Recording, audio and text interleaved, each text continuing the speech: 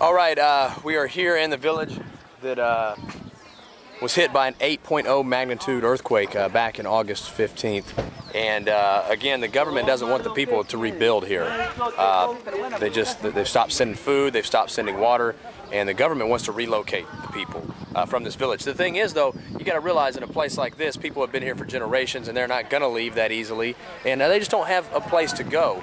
So as we take a look around here, you can see behind me some of the damage. I guess I expected to see more, but what I hear is 80% of this town was destroyed. And a lot of the places are still up, but they're severely damaged. They will be torn down, or they're really of no longer any use. The thing about this place, though, is we're right on the coast of the Pacific Ocean, and you're just going to have people live here. I don't see people leaving anytime soon. We have over on the other side of me tents set up. It looks like where relief workers have come in, and also where people are staying. Their homes are gone, so now they're staying in tents. And it looks like it's been this way since August 15th, since the earthquake hit. And so that's been about 4 months. So I'm going to take the camera around and show you guys back home some of the video of what this place looks like, and then we'll get to the people that we'll be ministering to, and I'll tell you a little bit more about that when I find out.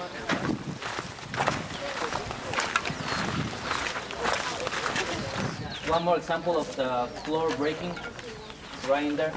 The floor is on one level, and the doorways and the whole lot of the level. Can you imagine how that much of a thing? Oh my goodness. To feel this thing sinking.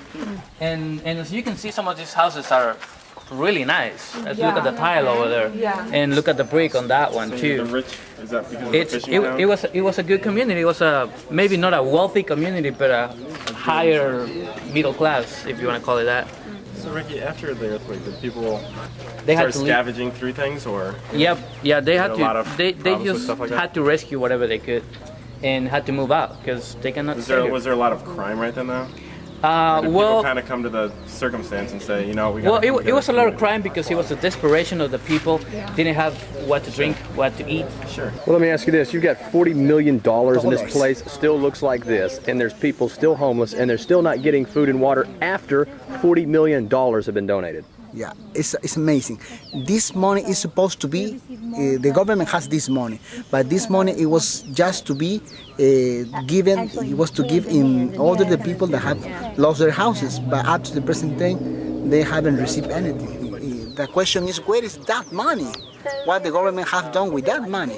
All right, so I want you guys to know that throughout this month, we're going to be bringing you stories of the people that we minister to. I just kind of wanted to get a blog out there, a video blog out there to show you guys what we're looking at here and kind of what the situation is here. I mean, 600 people have died because of this earthquake. We've got thousands of people that have been displaced. 80% of this town's been knocked out. You're talking about a town of 200 to 500,000 people. We got about $40 million that's been given to the government, and that money is not making it here to the people. So again, we just want to meet felt needs.